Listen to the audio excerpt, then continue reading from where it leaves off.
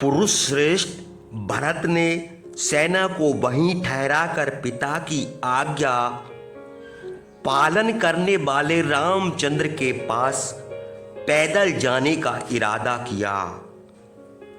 जब सैनिक लोग भरत की आज्ञा पाकर ठहर गए तब भरत ने शत्रुघ्न से कहा, हे सौम्य, तुम इन मनुष्यों और इन निषादों को साथ लेकर इस वन में चारों ओर रामचंद्र का पता लगाओ। निषाद राज गुही भी धनुष बाण और तलवार लेकर अपने सजातीय हजारों मनुष्यों के साथ इन वन में रामचंद्र और लक्ष्मण को ढूंढे। मैं भी मंत्रियों, नगरवासियों और ब्राह्मणों के साथ पैदल इस वन में रामचंद्र को ढूंढूंगा।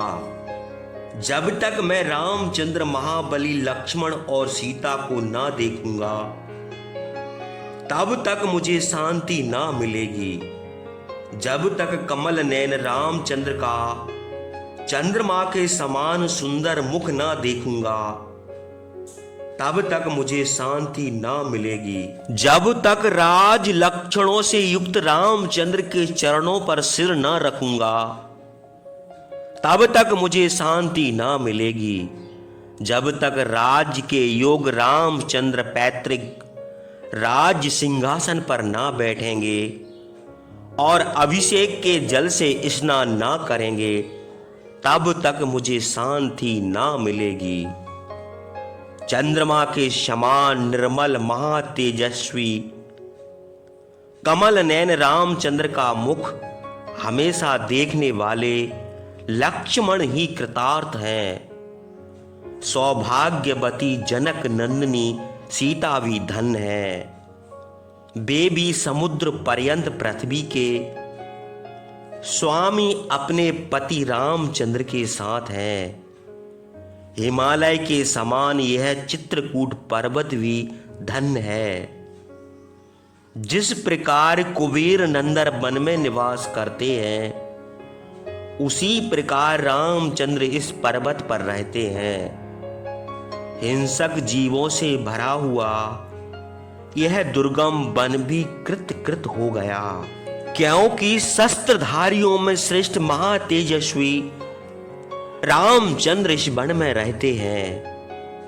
महातेजस्वी पुरुष श्रेष्ठ महाबाहु भरत यह कहकर पर्वत की समतल भूमि में उत्पन्न फूले हुए वृक्षों के बीच में होकर पैदल उस वन में चले। उन्होंने फूले हुए साल के वृक्ष पर चढ़कर रामचंद्र के आश्रम की अग्नि से निकलता हुआ धुआं देखा।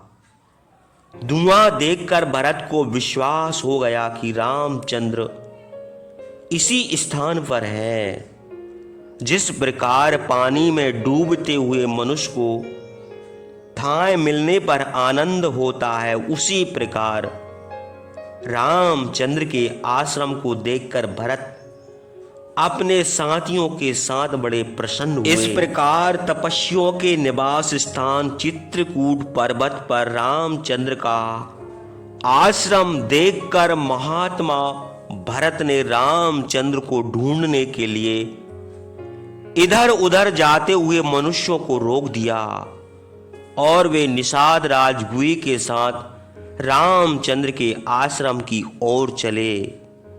सेना को ठहराकर भरत बड़ी उत्सुकता से शत्रुघ्न को रामचंद्र के आश्रम के चिन्ह दिखाते हुए आश्रम की ओर चले।